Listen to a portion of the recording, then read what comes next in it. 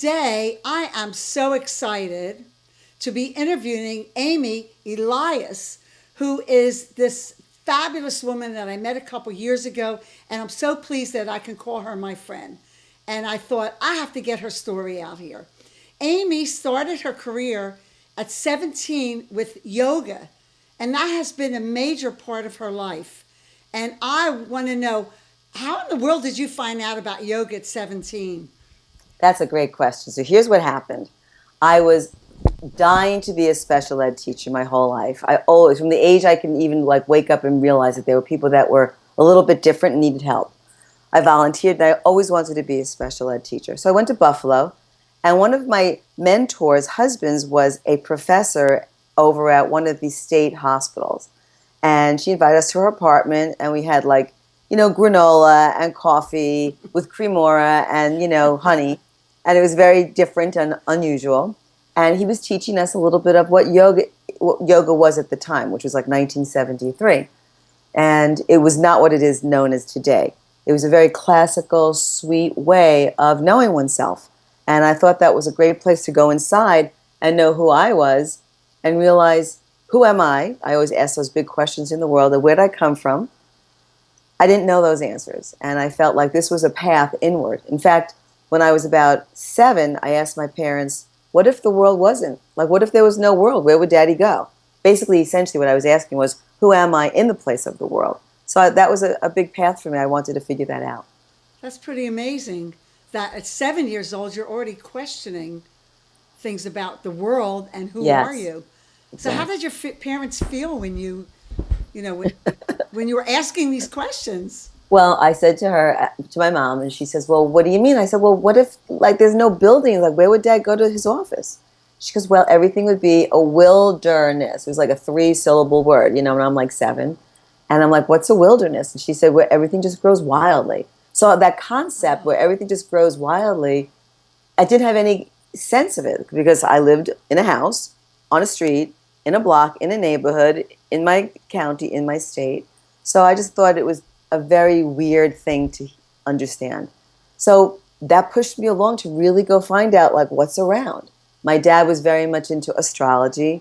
I was into the occult. I had a grandmother, a great grandmother who was from Greece, and she could just heal you by putting her hands on top of you. So I was like, I want to do that. I want to be able to help people know who they are and help them so you don't have to look outside of yourself, that you could actually have what you needed to live your life. So even today, I always say to my clients, whether it's for business or corporate or individual or children, it's that everything you have, everything we need is inside of us. that's so true. They just have that new movie that came out, Inside Out, which is I've been amazing. If you haven't seen it, go see it. It talks about what's inside of you and how our emotions control our life.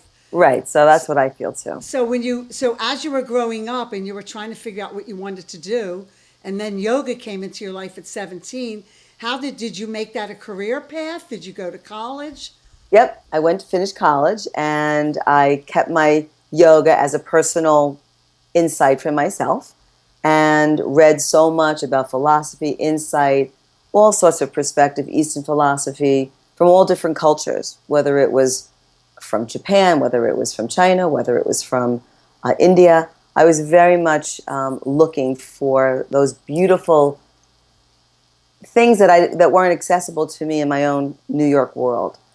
So yes, I finished college and I actually got my master's in special ed as well. And what I did is I coupled with my special ed students mindfulness and meditation because they felt not good enough because somehow or another the way that school was taught it then, and still unfortunately is like that now, is that everything was about grades, getting your scores up, and I was not that kind of a person. I felt like what mattered most to me was someone's heart, someone's soul, and who they were for eternity, their eternal essence of who that was. So I didn't want to judge anybody or put them down. I wanted them to express their unique gift in the world, and that's kind of like what I stand for. And for anybody, is whatever gift that you have, let's make it work for you. It's an ability as rather than a skill. So be who you really are and authenticate yourself.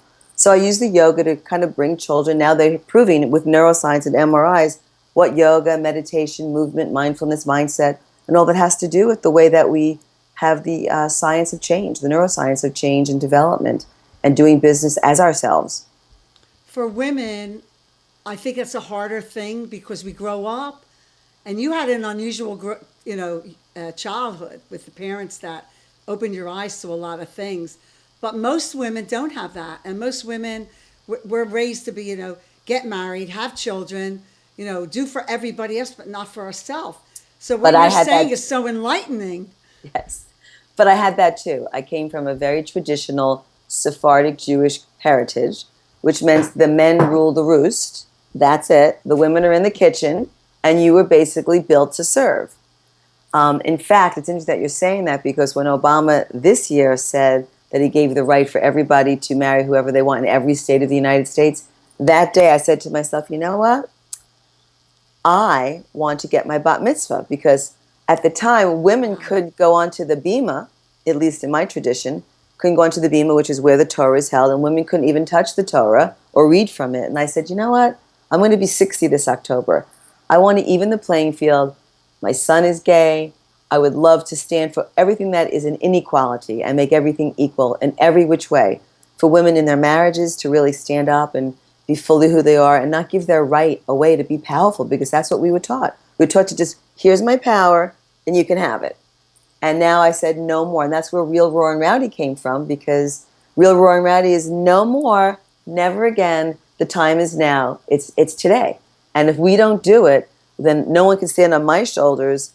I'm standing on the shoulders of those that came beneath me, before me, and I want to be there to help other women motivate and go up there in the world and really express who they are, because we're so beautiful and we've been held back for too long on so many levels. So many levels.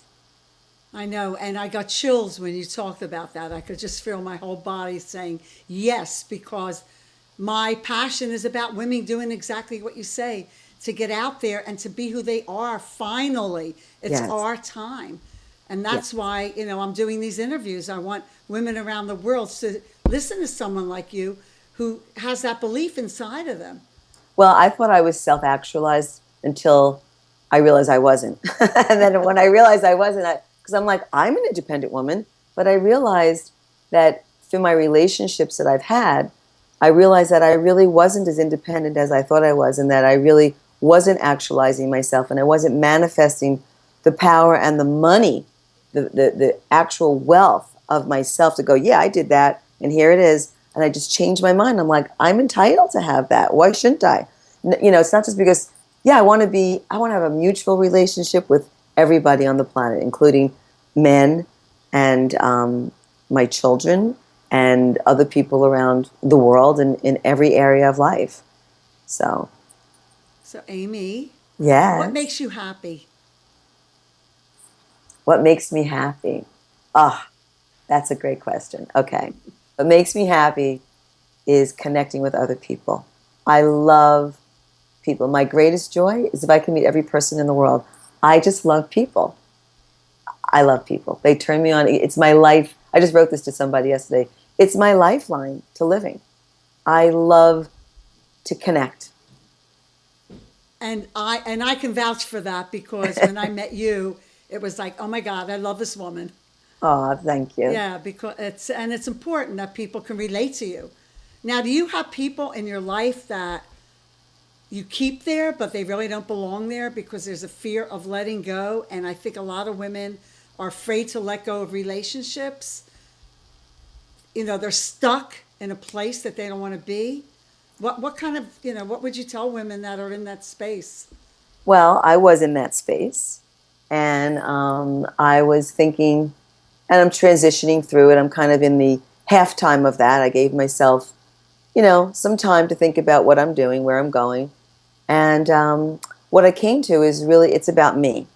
It's really not about anybody else. It's about myself. And I realized that I wasn't taking the best care of myself. I thought I was, as I mentioned earlier, but I really was not. And I got stuck in like you're saying, you get stuck in repetitive patterns that you think you're doing things different, but you're really not. And you're not owning your life. So I had to really look at the magical mirror, which was my life, and go like, oh my God, what I'm looking at is not making me feel very happy. So I need to take some change and control, and I did. And I stepped back into my career in a different way. I kind of moved the viewer lens and just made a little bit clearer, and I decided that really want to be happy, and I have to be myself, and I can't let anybody control me because they may feel threatened of me being myself. I have to actualize who I really am, and that feels amazing. And the only one who could do that is me. It's no one else. So who are you, Amy? Who am I? Who are you? I am a woman on the planet who is full with passion, who is filled with integrity and goodness, who wants to free other people, women, from the bonds that shackle them, perhaps. And or anybody, not only women, for anybody that's living less than they should. Because one of the greatest gifts I have is really looking at potential, the latent potential that's in somebody. As a yoga teacher and yoga therapist, you can really see that people are just sitting on all this amazing greatness. And because of their history and their childhood, they're not self-expressing. And that's sin. And that's the special ed student that was in my class. That's the person that comes to my yoga therapy that's deep in anxiety, deep in stress, has all sorts of inflammatory diseases, and they want to feel free. So I am a person who is a link to the chain to their greatness. I love that. And you are. What you say is who you are. I know that for a fact. I can vouch for you. Okay, thank you. So now, when you meet other women, I mean, when you have your program, and how does that work? Can you give us an example of someone that you work with and how their life changed? Yes. So I work with this one woman who is a CEO of a very, very international jewelry company. And she was working for a family that owned this jewelry company. And she found herself working 24/7, available 24/7. She had no time for herself. She was popping sleeping pills and taking tons of coffee to wake up, and she was feeling very disconnected. So what I kind of like collected her in every which way. And in one of the programs that I do is called Eat, Sleep, Move, Pray, Love. So we look at all those verticals of what's going on in those areas because everything's interconnected. Like how you do one thing is how you do everything else. So she wasn't really eating. She really, like I said, really wasn't sleeping. And she really was, maybe she'd go to the gym, or in her house she actually had like a bicycle and a treadmill to just sweat. She just went through the motions, but she was disconnected from herself. She was having tremendous anxiety and very disappointed. So her life turned around where she ended up leaving that job, and again, afraid of leaving what was in that like when you asked me before, what's in my life? She had to ask herself that question too, like what is she tolerating? And what is that serving her? Is that a liability or a virtue for her? So we're able to clear those things up, and that comes from really looking at the mechanism of what's creating the issues, because the mechanisms create the symptoms. So all those symptoms got ameliorated once we just turned some dials and made them better. So over time, the ultimate thing was she left, and she opened up her own luxury business, and she's doing fantastically and living the life that she really feels is hers. Well, do you find when you work with women that there's always this hesitancy? It's like there's this fear that if they become who they really are, how are they going to deal with it? Because for so long we've been held back. Well, not only being held back, my experience was, and I'm kind of writing a little thing, a little blog about this. It was like, are you too pretty? Are you too loud? Who's intimidated by you? Are you too masculine? Are you too feminine? You're only hanging out with the guys. The girls get jealous of you.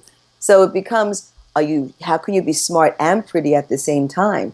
And then I self-judged myself, and I actually played myself small. And that's really what happened for me, is that I was like, you know what? My friends are like, well, kind of put my friends, my people that I viewed as my friends who were jealous, and maybe people in my family, that I played myself down a little bit. And they would be so surprised to even know that. But it's true. I got smaller and contracted. And that wasn't who I was.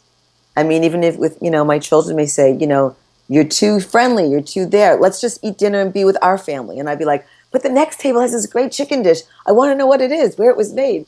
So I like to interact. Yeah. I was the type that I talk to everybody. But then, Yeah. but I've had moments the same as what you're talking about, where because I'm an East Coast person and I'm loud, and animated. Right. And We use our everyone, hands a you're lot. too loud. You have to talk softer. And it's like, I don't want to. It's who I am. And then you get small. And you're right. So Right. many of us do that because this is fear. Well, people will look at us and And who judge wants to you. be around somebody like that? Right. Like I was in the yoga world and like I felt like yoga all of a sudden became so competitive and that wasn't who I was. I was never, I mean, I don't do yoga to compete.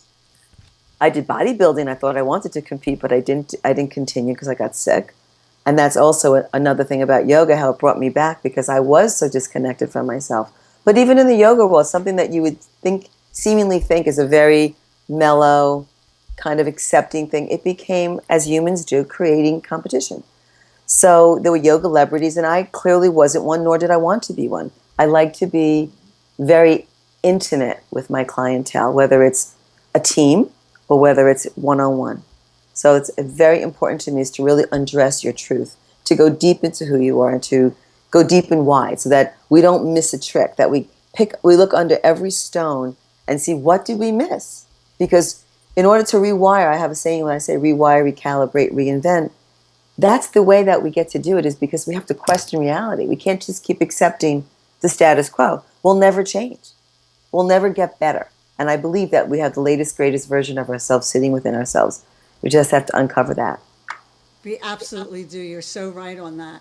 And I think it's time. It's time for women to be who they are and to be out there in the world because we need to make changes. There's a lot going on. We definitely need to change some things. And if we don't Absolutely. go out there and be who we are deep inside from our heart, because we forget about our heart and we close it down. And Well, then it's, we and then we feel bad and we don't speak up for what we want. well, it's interesting that you say that because women, particularly, like you're saying, your heart, you're going like your heart. I feel that God gives us three things, men and female, men and women, your mind, body, your breath, and your heart, four things. But women tend to be, because we're nurturers, we're giving birth to babies, that's what we're kind of engineered for on some level, is to really, physiologically, we're there to nurture. So the new world is about being in businesses. The most successful businesses now are those that work in collaboration, where things are horizontal and not I'm the boss and you're the peon down here, but together we all work together. Like what your gift is I don't have. So together we really make things a more beautiful place. And I think women can see that. And we can embrace the family and bring people into our hearts to expand. Yeah, that's really sometimes, and I hope more women will open up just by listening to the things that you've talked about. So, what would you give me two things that you would want to tell women who are listening to this that they could actually do today from listening to what you have to say? One thing is called self-honor. I think that's a very important technology is to self-honor. That means like on the airplanes you put oxygen on yourself first. You must feed yourself. And that's why I say eat, sleep, move, pray, love. Whatever that is, you must sleep well. You must take really good care. And even if it's for 10 minutes, you do something different. If it's, you lay down for 10 minutes, you move your body a little bit for 10 minutes, you meditate for 10 minutes. I have a 10-minute rule. So just do something different and new to up-level yourself for 10 minutes. The second thing is it's kind of a changing your thoughts, is really expect more and accept less. So is expect so much more for yourself. Like expect the most amazing thing because you deserve it. That's the truth. I think it's that you deserve it. Sometimes it's hard for women to believe that Yes, we deserve to be successful. We deserve to make money. We right. deserve to live a life of abundance and joy. And even if you don't believe it, then you should go into something called tapping, which is emotional freedom technique. Right. And you just say, even though I feel like I don't deserve it, for success, I totally love and accept myself. And then you blow that one out of the water because it's all about your mind. It's all about the brain. The brain is leading the game. So once we rewire that brain chemistry and that brain from anxiety, that's why breathing is so good. It's so alkalizing. It calms you down. You can think much clearer. Well, Amy, you have been a joy to Thank interview you. today, and I'm sure that every woman who is listening to this and every sensitive man that that they will have gotten something from this. And thank you so much for giving me your time. Oh, it's my You're a pleasure. doll. And how can people find you? Thank you so much. You can find me at amyelias.com, or my latest one is amy-elias-ms.strikingly.com. Well, we're gonna put that down, and when this people go to see your interview, that information will be there. So Well, thank you so much, thank you, Arlene. honey. I love You're a you. pleasure. I love you too. Mwah.